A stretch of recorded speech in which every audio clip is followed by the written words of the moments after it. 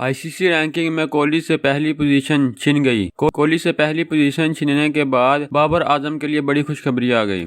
अगर आप भी क्रिकेट लवर हैं तो इस वीडियो के नीचे दिए गए इस लाल कलर के सब्सक्राइब बटन पर क्लिक करें और साथ मौजूद घंटी के निशान को भी क्लिक कर लें ताकि आपको क्रिकेट से जुड़ी हर खबर सबसे पहले मिलती रहे।